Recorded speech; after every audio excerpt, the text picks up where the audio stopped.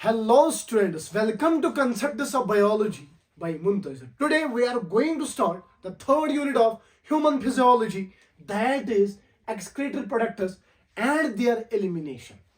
इससे पहले भी मैंने वीडियो बनाया था और उसमें वीडियो खुद पास हो गया था और क्लास मुझे बीच में मैंने नजर मारी थी 1 घंटे के बाद 1 घंटा मेरा जाया हो गया। फिर भी मैं आपके सामने उसी एंथुसियाज्म उसी एनर्जी के साथ मैं आपके सामने दूसरी बार यही लेक्चर आपके सामने ये पेश करूंगा। आई होप कि आप इसका फायदा उठाओगे। ठीक है, जैसे हमने पहले 2 चैप्टर्स पढ़े थे इसमें, ऐसे ही हम तीसरे यूनिट पे जा रहे हैं, that is excretory products and there elimination. सबसे पहले हमें ये देखना है वेटेज किस टॉपिक से ज्यादा है और कहां से कैसे क्वेश्चन बनता है और कितने क्वेश्चन बनते हैं। पहले अगर हम देखेंगे excretory organs, human excretory system, पिछले 10 सालों में 4 क्वेश्चन बने हुए हैं। उसके बाद urine formation and function of tubules, 6 question पिछले 10 सालों में बने हुए हैं।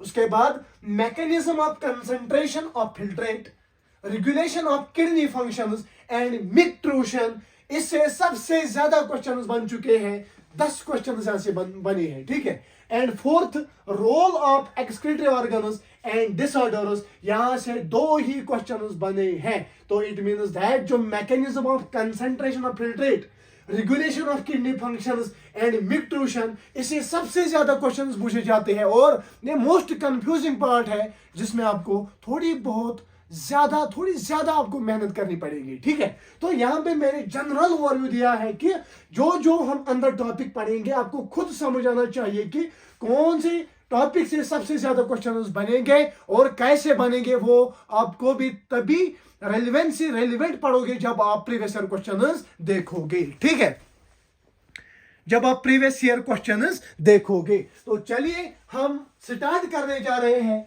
Excretory products and there elimination. किसी साल 2 क्वेश्चन यहां से बनते हैं, किसी साल 1 क्वेश्चन बनता है, बट यहां पे ऐसे पढ़ना है कि एक बार पढ़ोगे तो कभी भूलना ही नहीं है। ऐसे काबिल बनो कि दूसरे को भी आप पढ़ा सको। ठीक है, तो चलिए हम स्टार्ट करने जा रहे हैं excretory products and there elimination. सबसे पहला क्वेश्चन ये होना चाहिए कि what is the need of excretion. What is the need of excretion. Excretion की क्या नीड है, क्या जरूरत पड़ती है एक्सक्रीशन करने के लिए। अगर अंदर कुछ नाइट्रस वेस्ट्स बनते हैं, ये हमारी बॉडी क्यों डिजॉल्व नहीं करते, क्यों हाइड्रोलिसिस अंदर नहीं होती, क्यों डाइजेशन नहीं होती है, क्यों इनको बाहर निकालना जरूरी है, पहले आप यही समझोगे। Need of excretion,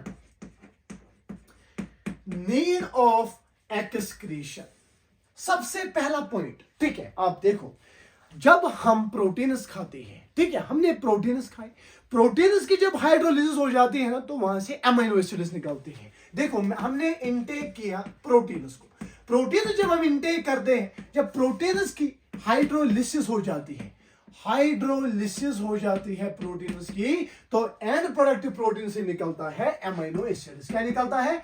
amino acids यहां से निकलेंगे। जब अमीनो एसिड्स निकलेंगे, अगर मैं अमीनो एसिड का स्ट्रक्चर बनाऊंगा ना, अमीनो एसिड्स का स्ट्रक्चर ऐसे होता है। ठीक है, एक सेकेंड, ऐसे अमीनो एसिड्स का स्ट्रक्चर होता है NH2CrCOOH, this is the structure of amino acid. ठीक है, तो हमने प्रोटीन खाए, प्रोटीन की हाइड्रोलिसिस हो गई।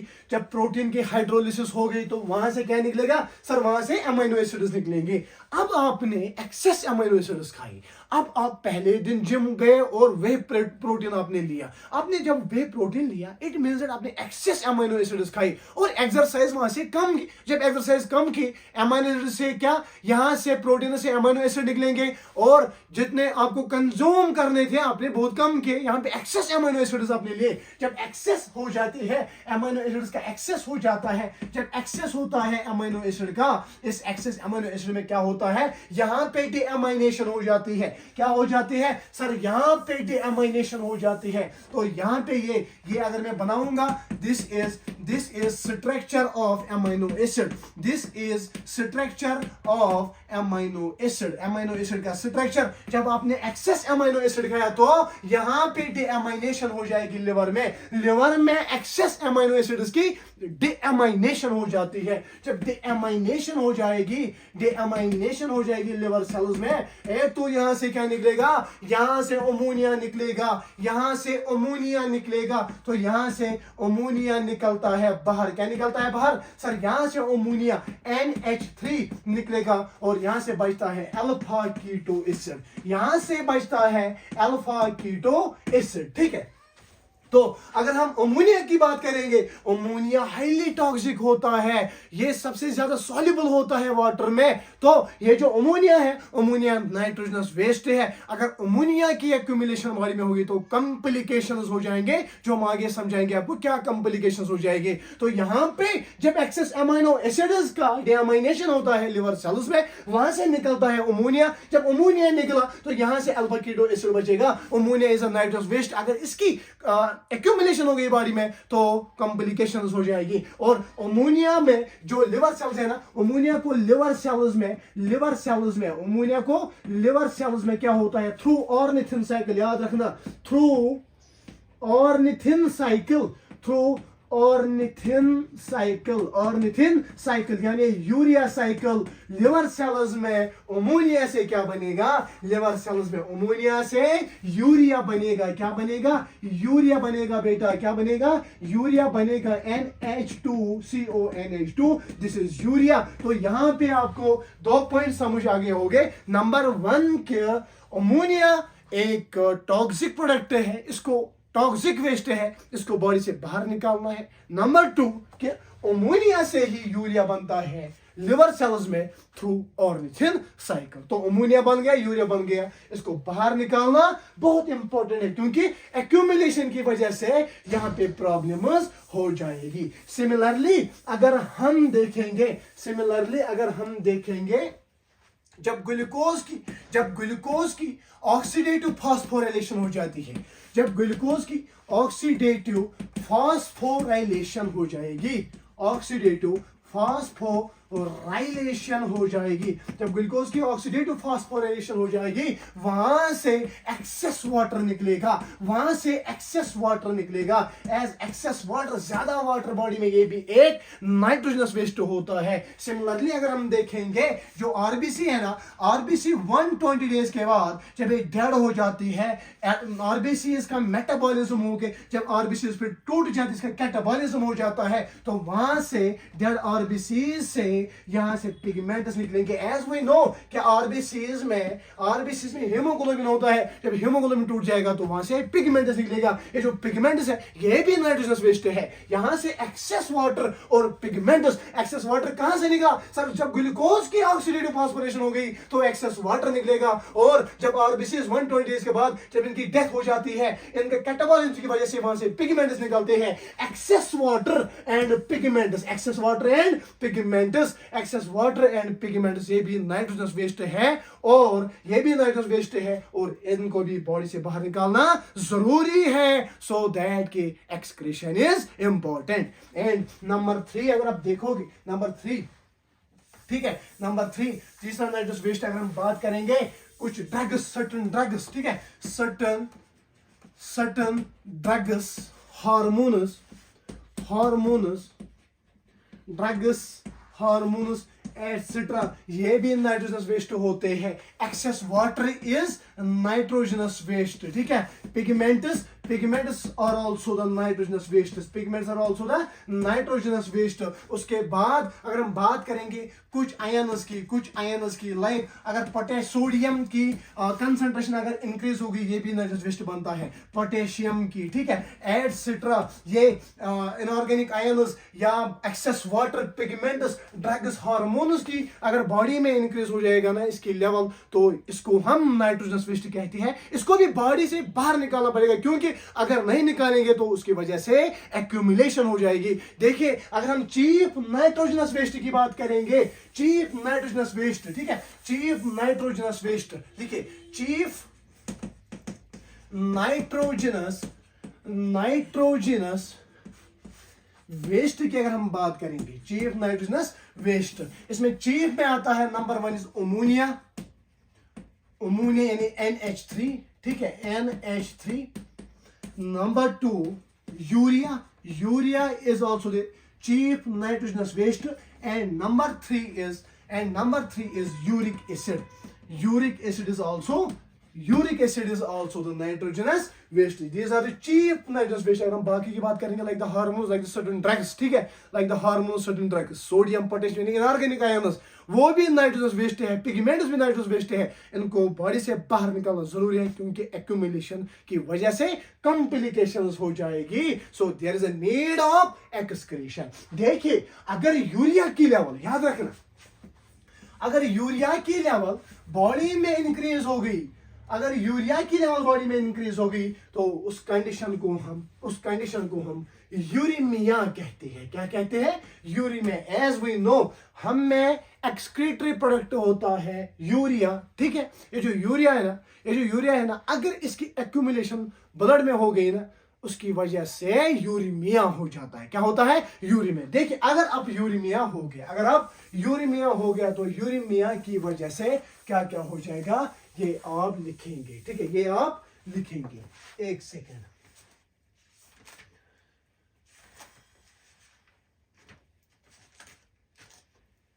If the body doesn't excrete urea, पहला पॉइंट आप लिखेंगे. If the body doesn't excrete urea, if the body doesn't excrete urea, it will accumulate in the blood. It will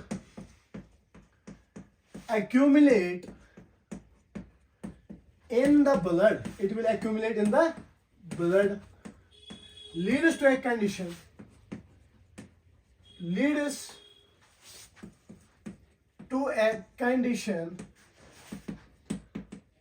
called यूरिमिया. इसकी वजह से यूरिमिया हो जाएगा. क्या हो जाएगा? यूरिमिया हो जाएगा. This have several consequences. अगर यूरिमिया हो गया ना, इसकी several consequences है. This have several consequences. This has several consequences, including.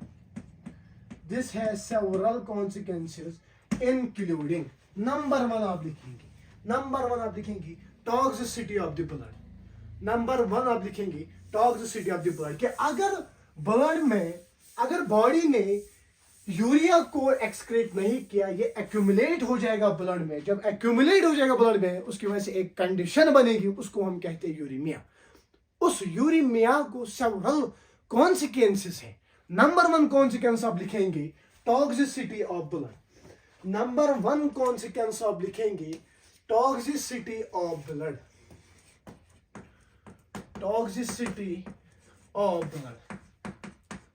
Blood की टॉक्सिसिटी. यहाँ पे जो ही यूरिमिया हो जाएगा, ब्लड में यूरिया की लेवल इंक्रीज हो गई तो उसकी वजह से ब्लड टॉक्सिक बनता है, यानी ब्लड पॉइजन बनेगा. यानी ब्लड जो है ना, ब्लड का जो है ना, ये पॉइजन बनेगा. ब्लड पॉइजनिंग हो जाएगी. सो नंबर 1 कॉन्सिक्वेंस के अगर यूरिमिया हो जाए, उसकी वजह से टॉक्सिसिटी ऑफ द ब्लड हो जाती है, यानी ब्लड पॉइजन बनता है. नंबर 2 आप लिखेंगे किडनी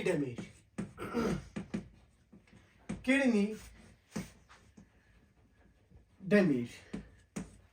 इसको आप रेनल फेलियर कहते हैं. इसकी वजह से renal failure. As we know, kidneys are responsible for, लिखिए, kidneys are responsible for filtering out the urea from the blood. Filtering out the urea from the blood. यानी किडनी रेस्पॉन्सिबल होती है urea को बाहर निकालने में. कहां से? ब्लड से बाहर निकालने के लिए यूरिया. ठीक है. तो अगर if they fail to do so, अगर एक किडनी फेल हो गई ये चीज करने के लिए, ये यूरिया फिल्टर करने के लिए ब्लड में से, if they fail to do so, वहां से क्या हो जाएगा, kidney function deteriorates, kidney function deteriorates, kidney function deteriorates, kidney function deteriorates, kidney की फंक्शन डिटोरिएट हो जाएगा, leading to the life threatening condition, leading to life threatening condition, life threatening condition. देखिए, as we know, ये जो kidneys होती है ना, kidneys are responsible for filtering out the urea from the blood, यानी blood में से यूरिया को बाहर निकालने के लिए किडनी रेस्पॉन्सिबल है।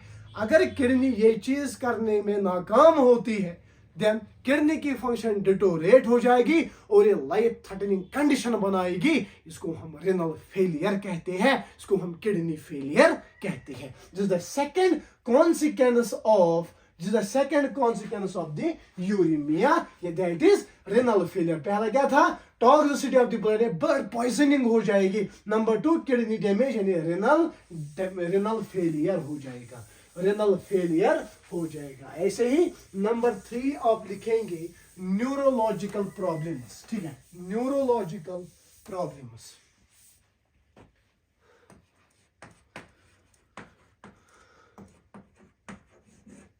Neurological problems।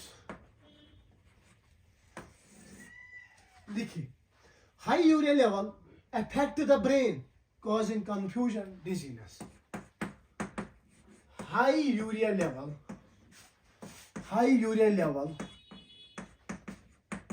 affect the brain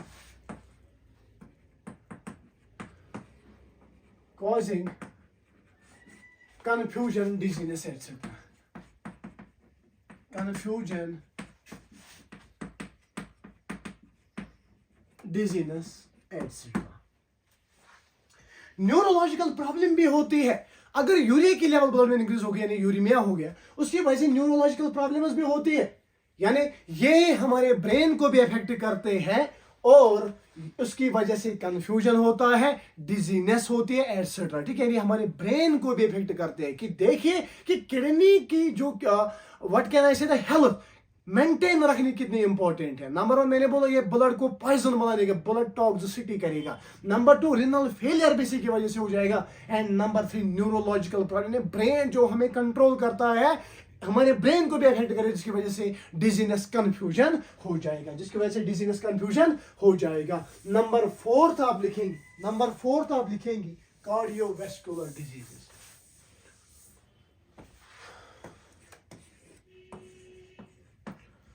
cardiovascular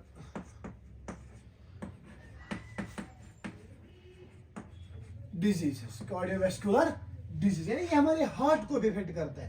यूरिमिया can lead to high blood pressure, uremia can lead to high blood pressure, high BP, irregular heartbeat,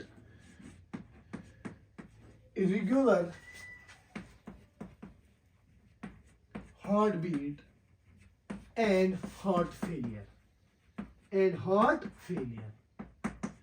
अगर यूरिमिया हो जाए ना, उसकी वजह से बीपी हाई हो जाता है, इरेगुलर हार्ट बीट हो जाती है एंड हार्ट फेलियर हो जाता है। यानी ये कार्डियोवैस्कुलर डिजीजेस भी क्रिएट करता है अगर यूरिया की लेवल बॉडी में इंक्रीज हो गई। ठीक है, this was the 4th consequence अगर यूरिमिया हो जाए। ठीक है, 5th आप लिखेंगे that is acidosis and electrolyte imbalance.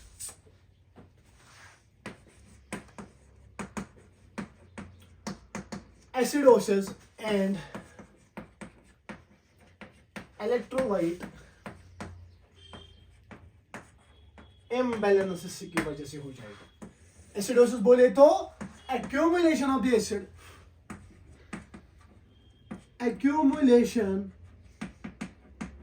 of acid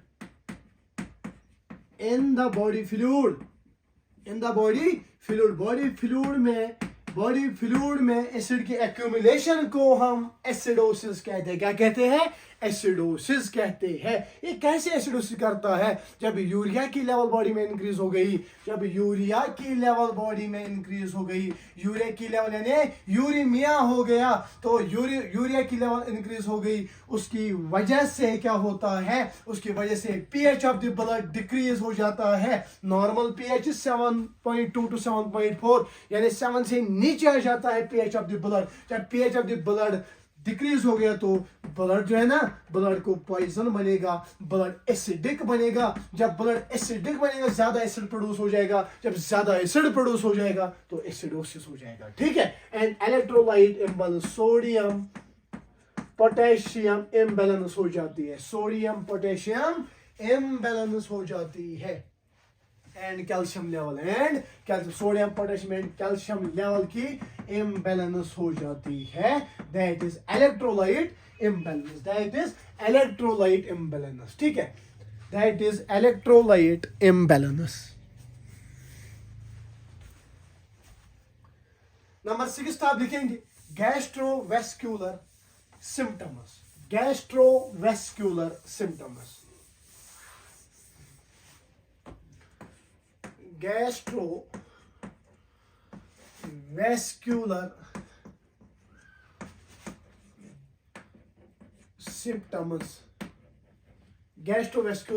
symptoms भी हो जाते हैं, like nausea, vomiting, diarrhoea and loss of appetite. Nausea, vomiting, diarrhoea and loss of appetite यानी गैस्ट्रोवेस्कुलर सिम्टम्स भी हो जाते हैं अगर यूरिया हो जाएगा। Nausea, vomiting, diarrhoea, loss of appetite भी यूरिया की लेवल बढ़ने से, जो अगर ब्लड में यूरिया की लेवल बढ़ जाएगी उसकी वजह से गैस्ट्रोवेस्कुलर सिम्टम्स भी हो जाते हैं। तो मैंने यहां पे आपको समझाया कि अगर यूरीमिया हो जाए उसकी वजह से, अगर यूरिया की लेवल बॉडी में इंक्रीज हो जाए तो उसकी वजह से क्या क्या होता है। नंबर 1 मैंने बोला ब्लड टॉक्सिसिटी, ब्लड टॉक्सिक बनता है, पॉइजन बनता है। ठीक है, ब्लड टॉक्सिसिटी। नंबर 2 मैंने आपको बोला रिनल फेलियर यानी किडनी फेलियर, किडनी फेलियर हो जाएगा। ठीक है, किडनी फेलियर। नंबर 3 मैंने आपको बोला न्यूरोलॉजिकल प्रॉब्लम्स हो जाएगी, न्यूरोलॉजिकल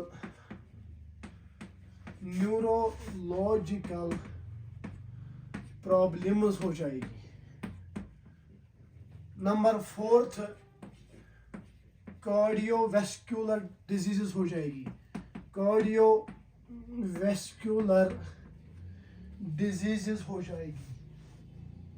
कार्डियोवैस्कुलर इश्यूज हो जाएंगे। Number 5 acidosis and electrolyte imbalance, acidosis and electrolyte imbalance. And number 6 gastrovascular symptoms,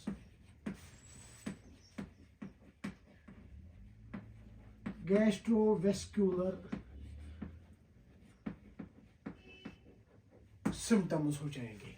ये मैंने बोला कि अगर यूरिया हो जाए ना, यूरिया में की वजह से हमारी बॉडी सारी इन्वॉल्व होती है। ब्लड टॉक्सिसिटी भी होती है, रिनल फेलियर भी होता है, न्यूरोलॉजिकल प्रॉब्लम्स, ठीक है, cardiovascular issues, acidosis and electrolyte imbalance and gastrovascular symptoms हो जाएगी, जो मैंने आपको समझाया कि इट मीन्स दैट कि किडनी की हेल्दी किडनी रखना एक इम्पॉर्टेंट फैक्टर है। ठीक है, हेल्दी किडनी रखना एक इम्पॉर्टेंट फैक्टर है। आपको भी चाहिए कि क्या क्या चीज़ें हेल्दी खाना, ठीक है, पानी पीना, ठीक है। उसके बाद बहुत ऐसी चीज़ें कि जो हम बाहर से खाते हैं, मैं खुद भी खाता हूँ बाहर से, मैं क्या आपको बोलूँगा, ठीक है। तो किडनी की हेल्दी किडनी रखना इंपॉर्टेंट है, ठीक है। ये था कि अगर यूरिया की लेवल बॉडी में इंक्रीज हो जाएगी तो उसकी वजह से यूरिमिया हो जाएगी, यूरिमिया की वजह से कॉम्प्लिकेशंस हो जाएगी। तो यहां तक हमने पढ़ा कि what is the need of the excretion, and number 2 कि अगर यूरिया की लेवल बॉडी में इंक्रीज होगी तो उसकी वजह से क्या क्या हो जाएगा, ठीक है। अब हम लिखेंगे, अब आप लिखेंगे एक्सक्रीशन। व्हाट इज एक्सक्रीशन, ठीक है, लिखिए what is excretion.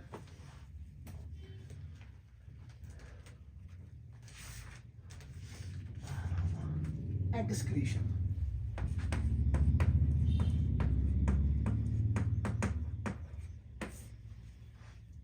removal of the non-gaseous nitrogenous wastes, removal of non-gaseous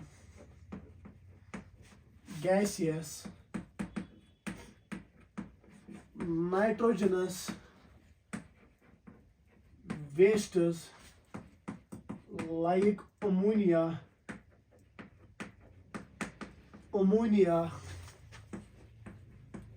urea, uric acid, excess of water, pigments, salts out of the body, excess of water, salts, pigments out of body is called excretion, is called excretion. Non-gaseous nitrogenous wastes like the ammonia, urea, uric acid, excess of water, salts, pigments, इनको बाहर निकालने को हम excretion कहते हैं, excretion कहते हैं। main function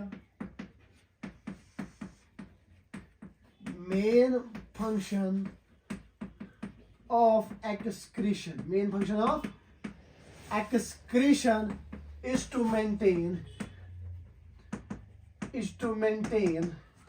main function of excretion is to maintain constant internal chemical composition, constant internal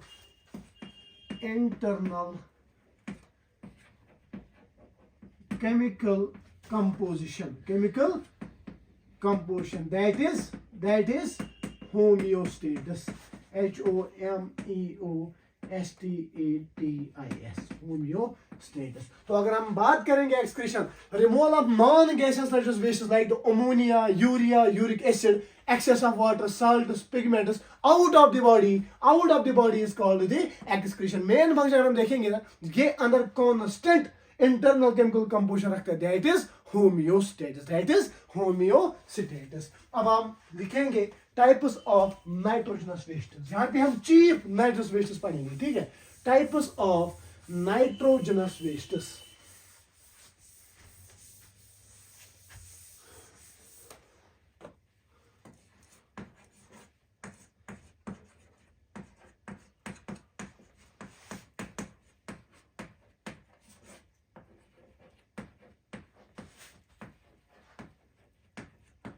number 1 आप लिखेंगे अमोनिया,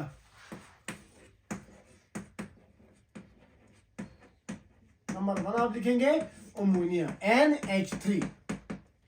पहला पॉइंट आप अमोनिया में लिखेंगे primary nitrogenous waste which is produced in all animals. ये प्राइमरी नाइट्रोजनस वेस्ट है, nitrogenous wastes produced in all animals, सभी animals में प्रोड्यूस होता है, ठीक है। ये हाईली टॉक्सिक होता है, हाईली टॉक्सिक होता है। तो मैं अमोनिया की बात कर रहा हूं, ammonia is chief nitrogenous waste, ठीक है। प्राइमरी नाइट्रोजनस वेस्ट है, लगभग ये सभी एनिमल्स में प्रोड्यूस होता है और ये हाईली टॉक्सिक होता है, पहला आप लिखोगे अमोनिया में, पहले आप लिखोगे ऑकरेंस, ठीक है। लिखिए आप ऑकरेंस, एक सेकेंड, ऑकरेंस, OCCURENC, ऑकरेंस। पहला पॉइंट आप लिखेंगे, found in aquatic animals, found in aquatic animals, aquatic animals. Like पहले आप लिखोगी प्रोटोजोन्स में, protozoans, example amoeba paramecium, amoeba paramecium.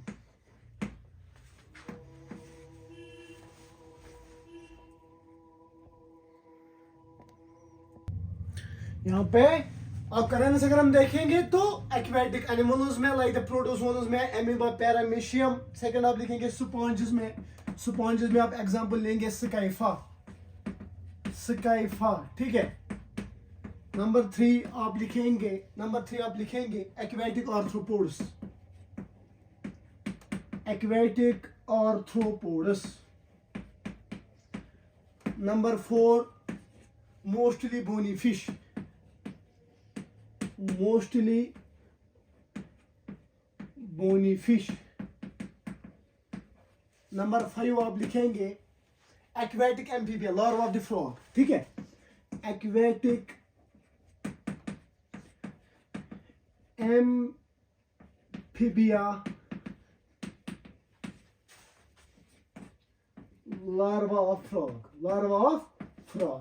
इनमें एक्सक्रीटरी प्रोडक्ट अमोनिया होता है, ठीक है। अमोनिया एक्ट करता है excretory product in aquatic animals like the protozoans में एमीबा पैरामीशियम, स्पॉन्जेस में Scypha, aquatic arthropods, mostly bony fish, aquatic amphibia, larva of the frog, ठीक है। इनमें अमोनिया होता है एक्सक्रीटरी प्रोडक्ट, इनमें अमोनिया होता है एक्सक्रीटरी प्रोडक्ट, ठीक है। ये थी ऑकरेंस अमोनिया की। पहला पॉइंट मैंने अमोनिया में लिखाया कि जो ये अमोनिया होता है ना, अमोनिया मोस्टली सभी एनिमल्स में बनता है, ठीक है। ये हाईली टॉक्सिक होता है। उसके बाद मैंने ऑकरेंस बोला, सबसे ज्यादा अमोनिया एमिनोटिलिक एनिमल्स, वो एनिमल्स जिनमें अमोनिया होता है as excretory product, as nitrogenous waste, ठीक है। उसमें मैंने बोला प्रोटोजोन्स में एमीबा पैरामीशियम, स्पॉन्जेस में Scypha, aquatic arthropods, mostly bony fish, aquatic amphibia में यानी लार्वा ऑफ फ्रॉग। ये एग्जांपल जरूरी है क्योंकि एग्जांपल से क्वेश्चन पूछा गया है और पूछा जाएगा, ठीक है।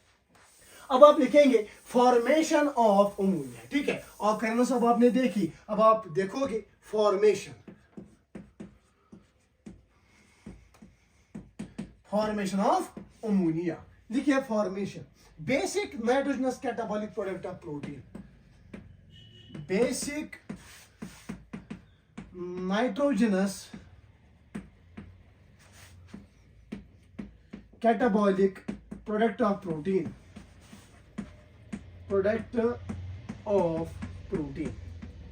प्रोटीन का जब कैटाबॉलिज्म होता है ना, जब प्रोटीन का कैटाबॉलिज्म होता है तो बेसिक नाइट्रोजनस प्रोडक्ट क्या निकलता है, अमोनिया निकलता है। तो चलिए सेकंड वर्ड आप लिखेंगे, it is produced in liver, produced in liver sales, in liver sales, produced in liver sales by oxidative deamination of excess of amino acid, by oxidative deamination, by oxidative deamination of excess amino acids, oxidative deamination of excess amino acids, excess amino acids in the presence of oxidase enzyme, in the presence of oxidase enzyme. So I am talking about the formation of the ammonia, as ammonia is the basic nitrogenous catabolic product of protein. Ammonia is produced in liver by oxidative deamination of excess amino acid in the presence of oxidase enzyme, in the presence of oxidase enzyme. देखिए ये कैसे बनता है, एक बार मैंने आपको समझाया, अब हम दूसरी बार रिएक्शन के फॉर्म में आपको समझाएंगे. This is the amino acid, the structure of amino acid. ठीक है, NH2 यहाँ से COOH और यहाँ से R और यहाँ से R। देखिए यहाँ पे एक्सेस अमीनो एसिड की डेअमाइनेशन हो जाती है। क्या हो जाती है सर? यहाँ पे लिवर सेल्स में डेअमाइनेशन हो जाएगी इस एक्सेस अमीनो एसिड्स की, और इन the presence of oxidase enzyme, in the presence of oxidase enzyme के प्रेजेंस में यहाँ पे एक्सेस अमीनो एसिड की डेअमाइनेशन हो जाएगी, और लिवर सेल्स में ये लिवर सेल्स में हो जाता है, लिवर सेल्स में हो जाएगा। तो यहाँ से अमोनिया निकलेगा। क्या निकलेगा? अमोनिया। और जब यहाँ से अमोनिया निकलता है ना बाय डेअमाइनेशन, जब oxidative in the presence of oxidase enzyme liver cells में जो होता है, यहाँ से अमोनिया निकलता है, तो यहाँ पे फिर बचेगा अल्फा कीटो एसिड। क्या बचेगा? Alpha keto acid. यानी जब एक्सेस अमीनो एसिड की डेअमाइनेशन हो गई in the presence of oxidative enzyme in the liver cells, वहां से अमोनिया निकलेगा और बचेगा अल्फा कीटो एसिड। और अमोनिया को थ्रू ऑर्निथिन साइकिल, ये भी लिवर सेल्स में होता है, through ornithine cycle,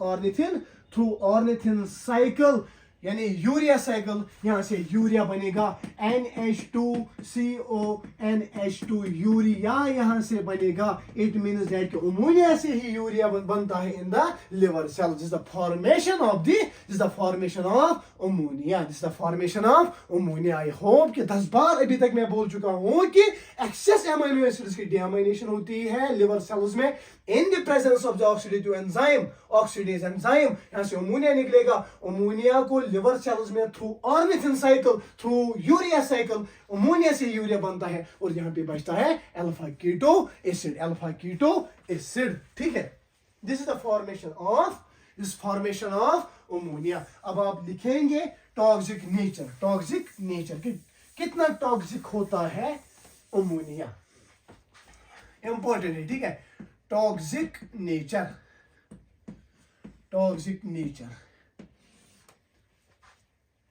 highly toxic होता है, highly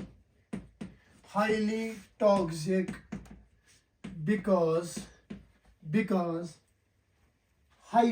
because of high pH ये जो अमोनिया होता है ना, ये हाईली टॉक्सिक होता है। so it must be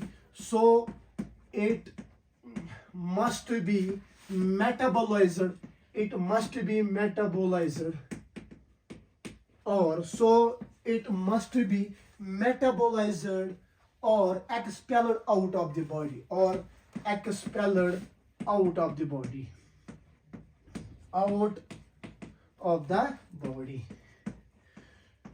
ये हाईली टॉक्सिक होता है because high level of pH होती है। सो या तो ये मेटाबोलाइज करना है या तो एक्सक्रीट करना है, बॉडी से बाहर निकालना है इसको। ठीक है, ये टॉक्सिक नेचर की मैं बात कर रहा हूं।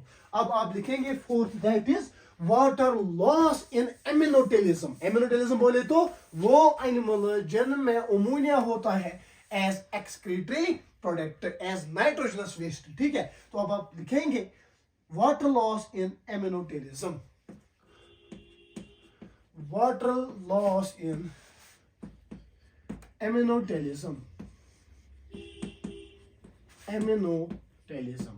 एमिनोटेलिज्म में वाटर लॉस। पहला पॉइंट आप लिखेंगे, अमोनिया जो होता है ना, ये हाईली सॉल्युबल होते हैं वाटर में। अमोनिया ये हाईली सॉल्युबल होता है वाटर में, highly soluble in water. Ammonia highly soluble होता है वाटर में, so large amount of water is required to expel out it from the body. So large amount of water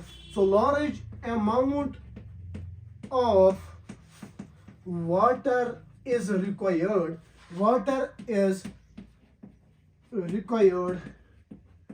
to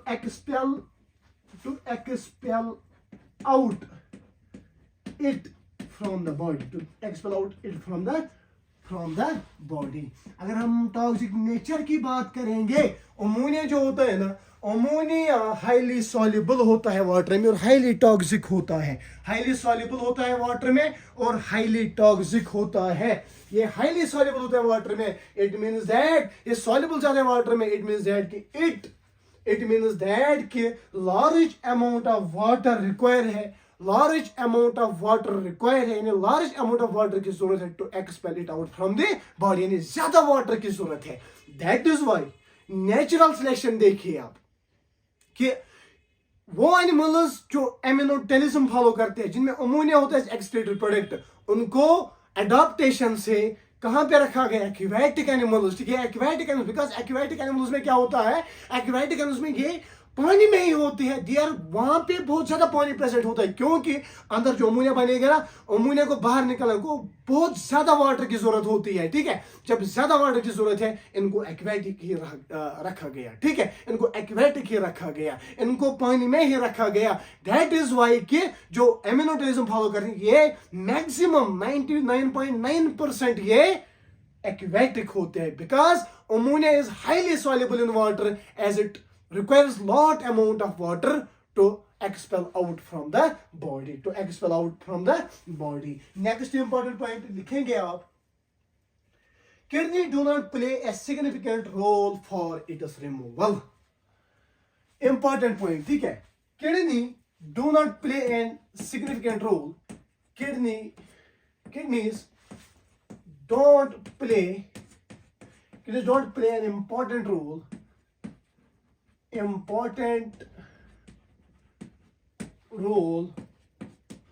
to expel it out from the body, to expel it out from the body, out from the body. Kidneys का कोई role ही नहीं होता है ammonia को बाहर निकालने में। फिर सर कैसे होता है? Through body surface. अगर हम फिशेस की बात करेंगे, वो गिल्स के थ्रू इस अमोनिया को एक्सक्रीट करते हैं, और बाकी मैंने बोला पैरामीशियम, अमोनिया, एक्वेटिक आर्थ्रोपोड्स, बाकी लार्वा ऑफ द फ्रॉग मैंने बोला, वो बॉडी सरफेस के थ्रू अमोनिया को एक्सक्रीट करते हैं, एक्सपेल आउट करते हैं from the body. But kidney do not play an significant role to remove the ammonia, for the removal of the ammonia. ठीक है, this was all about the ammonia. Ammonia पहले हमने पढ़ा, ammonia में ये सभी एनिमल्स में बनता है।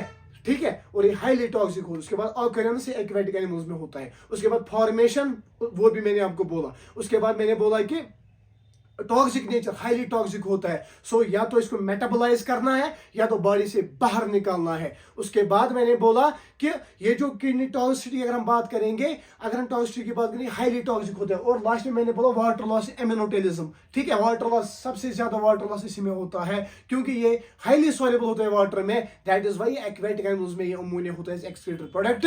दैट इज वाई कि वहां पे वाटर की प्रेजेंस ज्यादा होती है और इसके रिमूवल के लिए ज्यादा वाटर जरूरी, because it is highly soluble in the water. ठीक है, kidney do not play any significant role for the removal of ammonia. This was all about the ammonia. अब हम नेक्स्ट चीफ नाइट्रोजनस वेस्ट पढ़ेंगे, that is urea. That is urea, यानी ureotelism. लिखिए आप second, that is ureotelism. Ureotelism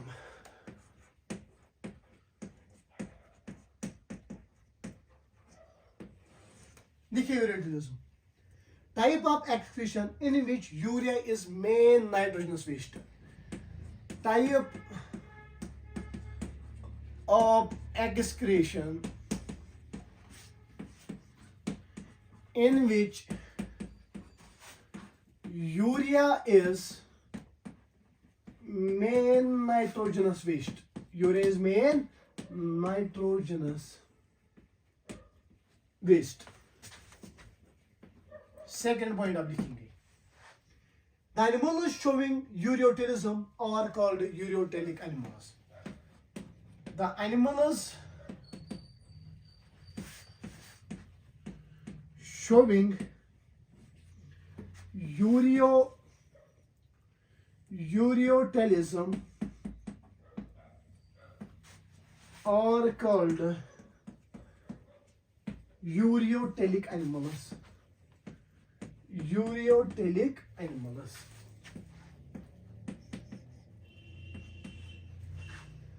It is common method of excretion in humans and all other animals. It is common method of excretion in humans and all other mammals.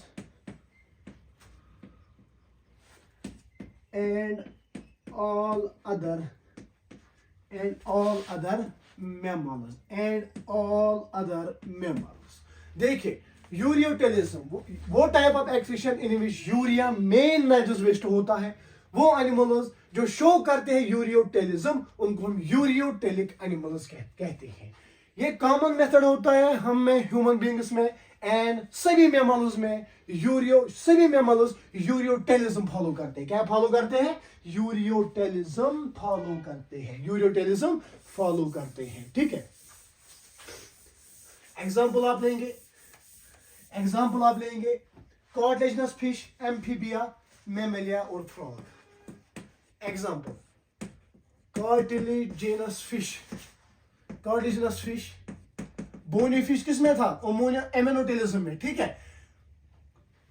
Cartilaginous fish किस में? Ureotelism में. ठीक है. Cartilaginous fish.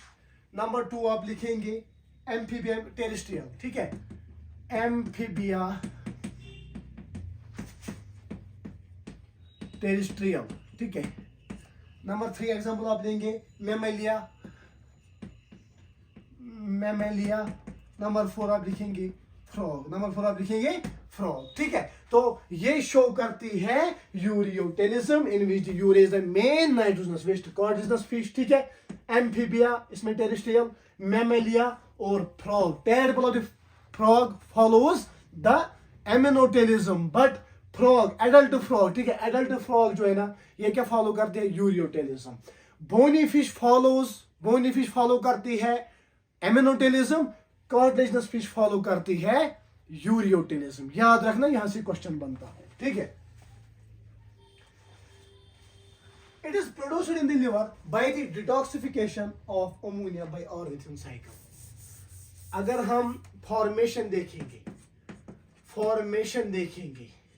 किसकी sir? अगर हम formation देखेंगे urea की, it is produced in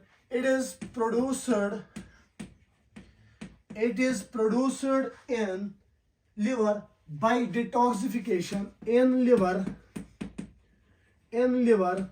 by detoxification by detoxification of the ammonia, by detoxification of ammonia through ornithine cycle. यानी यूरिया साइकिल के थ्रू जब अमोनिया की डिटॉक्सिफिकेशन हो जाएगी, this is ammonia NH3 ammonia. ठीक है. सो अमोनिया 2NH3 प्लस CO2 यहाँ पे यूरिया साइकिल हो जाएगा. क्या हो जाएगा? यूरिया साइकिल यानी ऑर्निथिन साइकिल. यहां से क्या क्या निकलता है? एक तो यूरिया निकलेगा और यहां से वाटर निकलता है. मैंने अमोनिया बोला था. अमोनिया में क्या ऑक्सीडेटिव डेअमाइनेशन होती है किसकी?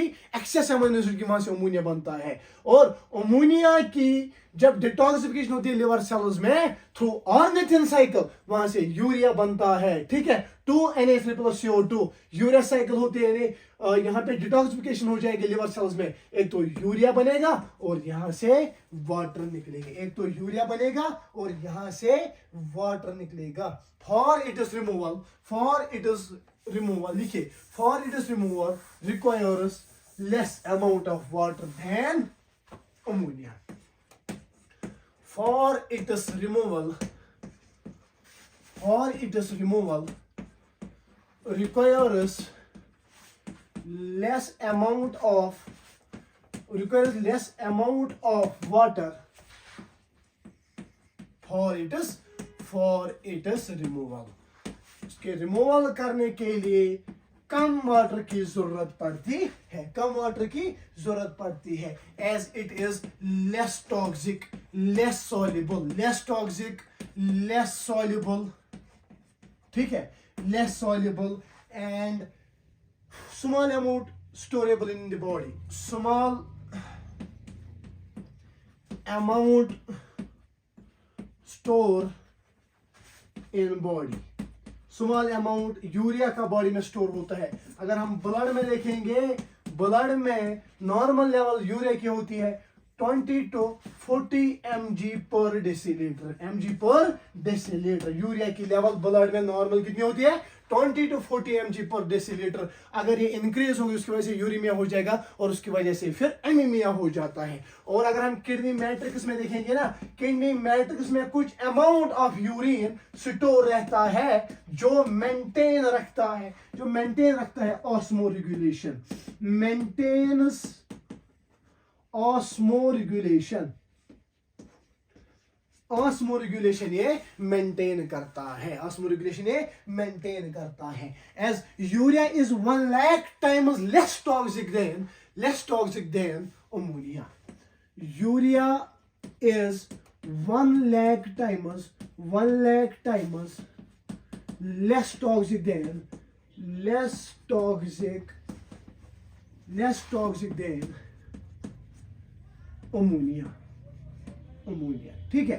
ये थी यूरियोटेलिज्म, वो एनिमल्स जिनमें यूरिया होता है मेन नाइट्रोजनस बेस को उसको हम यूरियोटेलिज्म कहते हैं।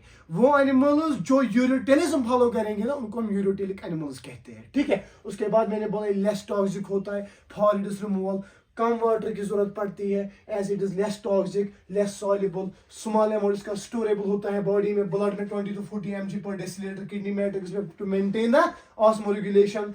यूरिया इज 1 लाख टाइम्स ये लेस टॉक्सिक होता है देन द अमोनिया। फॉर्मेशन कैसे होती है, जब अमोनिया की क्या हो जाएगी डिटॉक्सिफिकेशन हो जाएगी लिवर सेल्स में through the ornithine cycle, through the urea cycle, वहां से यूरिया बनता है, वहां से यूरिया बनता है। This is ureotelism, this is ureotelism. अब आप तीसरा लिखोगे यूरिकोटेलिज्म, यूरिकोटेलिज्म लिखिए, एक सेकेंड चाक तो उठने दो। यूरियोटेलिज्म, यूरिकोटेलिज्म, यूरिकोटेलिज्म, वो था यूरियोटेलिज्म। अब तीसरा है यूरिकोटेलिज्म। लिखिए main nitrogenous base to uric acid, main nitrogenous waste uric acid.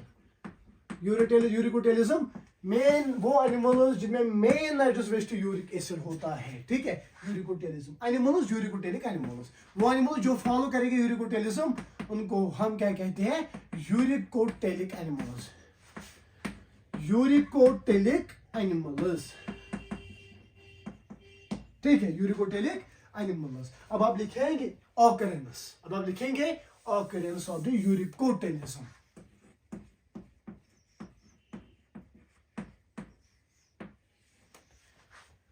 Birds and reptiles, birds and reptiles. Example Synechus lizards, Synechus lizards, इनमें यूरिकोटेलिज्म देखने को मिलता है, ठीक है। इंसेक्ट्स में कॉकरोच, याद रखना insects, example cockroach. Land snails में हेलिक्स, लैंड स्नेल्स में एग्जांपल आप लेंगे हेलिकस, हेलिकस। इनमें यूरिकोटेलिज्म मिलता है, uric acid as excretory product as nitrogenous waste. अब आप फॉर्मेशन लिखेंगे, अब आप फॉर्मेशन लिखेंगे यूरिकोटेलिज्म का। ऑकरेंस भी देखा आपने, अब आप देखेंगे फॉर्मेशन। लिखिए formed from ammonia and purinus, formed from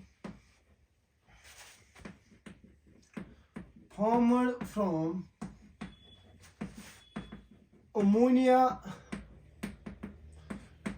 and purines, formed from ammonia and purines, adenine and guanine, adenine and guanine, adenine and guanine. ठीक है, mainly in liver and is high energy dependent, mainly in liver and is high energy dependent. अगर हम formation देखेंगे uric acid की, ये ammonia और purine से ये फॉर्म होता है, एडेनिन और गुआनिन से लिवर में ही, एंड ये हाई एनर्जी डिपेंडेंट होता है, हाई एनर्जी डिपेंडेंट होता है. अगर ह्यूमंस की बात करेंगे, main source of urea, main source of uric acid और purines in humans main source of uric acid is purines. अगर हम ह्यूमंस की बात करेंगे, मेन सोर्स यूरिक एसिड की प्यूरिनस है. ठीक है, प्यूरिनस है. ये थी फॉर्मेशन किसकी? यूरिक एसिड की, formed from the ammonia and the purines, adenine and guanine, mainly in the liver and is high energy dependent. In humans main source of uric acid is purines. ठीक है, adenine plus guanine, ये हो गए प्यूरिनस. ठीक है, adenine plus guanine ये change होते हैं ज़ैंथीन में. पहले चेंज इनटू ज़ैंथीन, फिर यूरिक एसिड में. पहले चेंज होते हैं ज़ैंथीन, उसके बाद ये यूरिक एसिड में चेंज होते हैं. ठीक है, this is the formation of uric acid. अब आप लिखेंगे सिग्निफिकेंस. फोर्थ आप लिखेंगे सिग्निफिकेंस.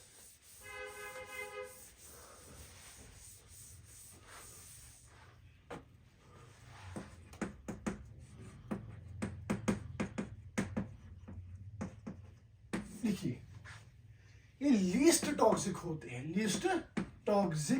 हैं.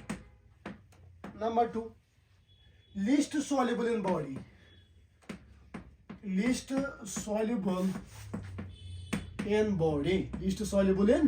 Body. For removal require least amount of water. For removal require least amount of water. इसके रिमूवल के लिए बहुत ज्यादा लीस्ट अमाउंट ऑफ वाटर की जरूरत होती है, as it is less soluble in the body and least toxic होता है. और ये लीस्ट टॉक्सिक होता है. ये था यूरिक एसिड. यहाँ पे फॉर्मेशन याद रखना. अमोनिया की फॉर्मेशन अगर हम देखेंगे, अमोनिया की फॉर्मेशन होती है by the deamination of the excess amino acids in liver cells. Urea की फॉर्मेशन होती है by the detoxification of the ammonia in the liver cells through the organism cycle.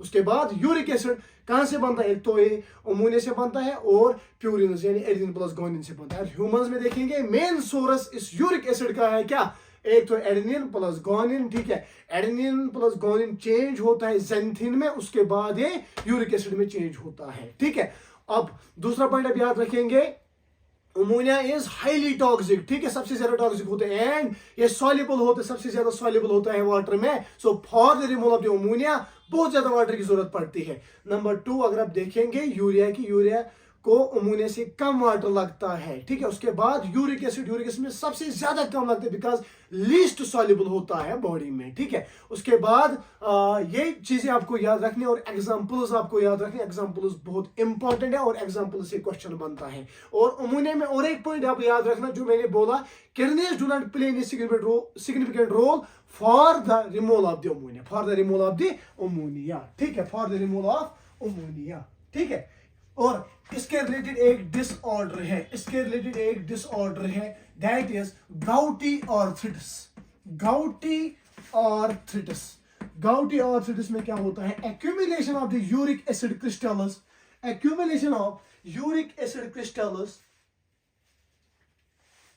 या ऐसे लिखोगे, inflammation of joints due to deposition of uric acid crystals.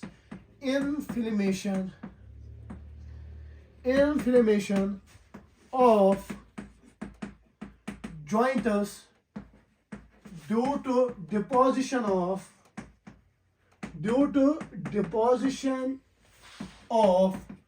Uric acid crystals. Joints के inflammation हो जाते हैं क्योंकि वहां पे डिपोजिशन होती है यूरिक एसिड क्रिस्टल्स, यानी यूरिक एसिड की लेवल बॉडी में इंक्रीज हो गई, वो जॉइंट्स पे डिपॉजिट हो गई, और जब जॉइंट्स पे डिपॉजिट हो जाएगी तो उसकी वजह से गाउटी आर्थराइटिस हो जाता है। इसको हम गाउट कहते हैं, दिस इज गाउटी आर्थराइटिस। ठीक है, दिस इज गाउटी आर्थराइटिस। तो अभी तक हमने चीफ नाइट्रोजनस वेस्ट्स पढ़ी। ठीक है, चीफ नाइट्रोजनस वेस्ट्स आप अभी तक हमने पढ़ी। अदर नाइट्रोजनस वेस्ट्स भी होते हैं, other nitrogenous waste like the creatine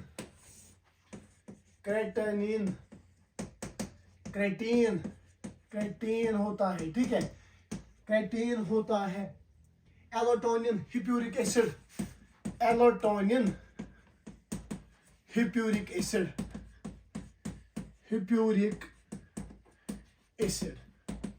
ये भी कुछ नाइट्रोजनस वेस्ट्स है, बट चीफ नाइट्रोजनस वेस्ट्स हमने पढ़ी। अब आप लिखेंगे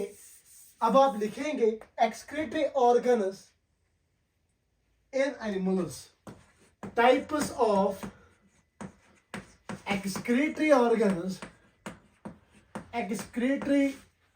organs in animals. Types of excretory organs in animals. Number 1, platyhelminthes, like the flatworms planaria. Platyhelminthes like the flatworms, ठीक है, flatworms, example planaria। ठीक है, example planaria। ठीक है, rotiforous, some annelids,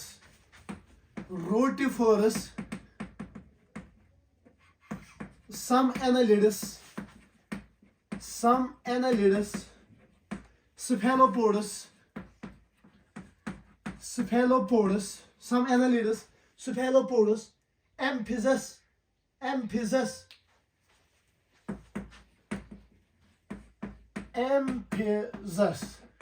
इनमें एक्सक्रीटरी ऑर्गन होता है, यहां पे मैं एक्सक्रीटरी ऑर्गन लिखूंगा। ठीक है, इनमें एक्सक्रीटरी ऑर्गन होता है प्रोटोनेफ्रिडिया और फ्लेम सेल्स। प्रोटोनेफ्रिडिया और फ्लेम सेल्स, इनमें एक्सक्रीटरी ऑर्गन होते हैं। प्लेटिहेल्मिन्थेस, फ्लैटवर्म्स में प्लेनेरिया, रोटिफोरस, सम एनालिड्स, cephalopods और एम्फिजस, इनमें प्रोटोनेफ्रिडिया और फ्लेम सेल्स एक्ट करते हैं एज एक्सक्रीटरी ऑर्गन, यानी इनमें एक्सक्रीटरी ऑर्गन प्रोटोनेफ्रिडिया और फ्लेम सेल्स होते हैं। नेक्स्ट आप लिखोगे earthworm and other annelids.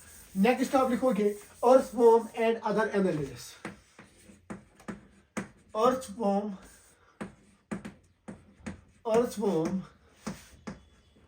or other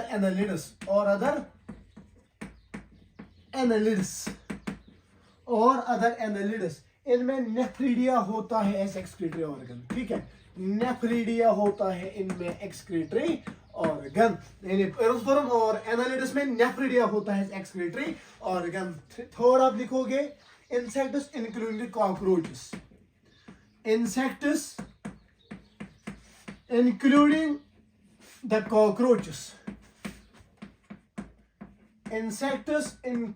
cockroaches, इनमें मालफेजियन ट्यूब्यूल्स होते हैं एक्सक्रीटरी ऑर्गन, मालफेजियन ट्यूब्यूल्स होते हैं एज एक्सक्रीटरी ऑर्गन। ठीक है, earthworm और अदर एनालिड्स, नेफ्रिडिया होता है excretory organ, insects including cockroaches, इनमें मालफेजियन ट्यूब्यूल्स होते हैं। ठीक है, क्रस्टेशियंस लाइक द प्रॉन्स, ये क्वेश्चन आया हुआ है। ठीक है, crustaceans like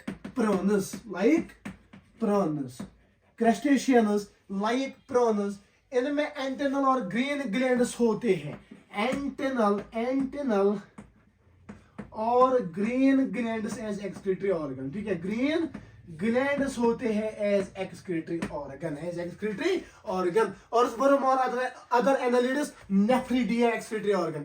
Insects including cockroaches, malphagian tubules. Crustaceans like the prawns, antennal or green glands, antennal or green glands.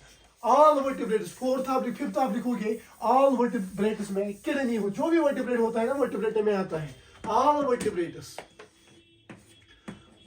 vertebrates इनमें किडनी होती है।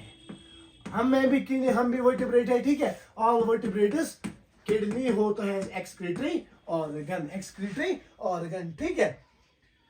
राउंड वर्म में रेनेट सेल्स, राउंड वर्म में रेनेट सेल्स होती है, ये एच शेप्ड होते हैं, ये रेनेट सेल्स एक्ट करते हैं as excretory organ round worm में, ठीक है। हेमिकॉर्डेटा में, और हम हेमिकॉर्डेट्स की बात करेंगे, इनमें क्या होता है, इनमें प्रोबॉस्सिस ग्लैंड्स होते हैं। हेमिकॉर्डेटा में प्रोबॉस्सिस ग्लैंड्स होते हैं, PROBOSSIS, प्रोबॉस्सिस ग्लैंड्स होते हैं एज एक्सक्रीटरी ऑर्गन्स। ये एनिमल्स थे और इनके एक्सक्रीटरी ऑर्गन्स। यहाँ पे हमने आज देखा कि what is the need of excretion, after that के chief nitrogenous waste, ammonia, urea, uric acid, ठीक है। उसके बाद हमने पढ़ा रेस्पिरेटरी ऑर्गन्स। क्या पढ़ा? रेस्पिरेटरी ऑर्गन्स, यानी रेस्पिरेटरी ऑर्गन्स पढ़ा डिफरेंट एनिमल्स में। अब आप लास्ट पॉइंट लिखेंगे, for the formation of one molecule of the urea, for the formation of one molecule of urea, एक मॉलिक्यूल ऑफ यूरिया बनने के लिए एक मॉलिक्यूल अमोनिया चाहिए, एक मॉलिक्यूल कार्बन डाइऑक्साइड चाहिए और 3 ATP चाहिए। एक molecule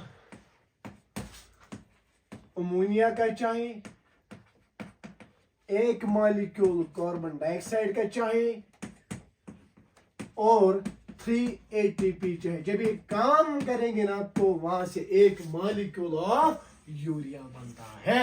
this was all about the today's lecture. ये पहला लेक्चर था एक्सक्रीटरी प्रोडक्ट्स एंड एलिमिनेशन। इसमें पहले हमने पढ़ा what is the need of the excretion, after that the chief nitrogenous waste like the ammonia, urea, uric acid formation देखी, किस में प्रेजेंट होती है, ऑकरेंस एटसेट्रा, सब कुछ देखा। उसके बाद डिफरेंट एनिमल्स में डिफरेंट ये एक्सक्रीटरी ऑर्गन्स, ठीक है। उसके बाद ये जनरल पॉइंट हमने पढ़ा। आई होप कि ये लेक्चर आप अच्छे से देखोगे और नोट्स बनाओगे और वो चीजें लिखोगे जो यहाँ पे ड्रॉप हो रही है। This was all about today's lecture. अगर मेरा लेक्चर आपको अच्छा लगता होगा then please subscribe my channel और वीडियो को लाइक कीजिए और अपने फ्रेंड्स के साथ शेयर कीजिए ताकि वो भी इसका फायदा उठाए। Thank you so much.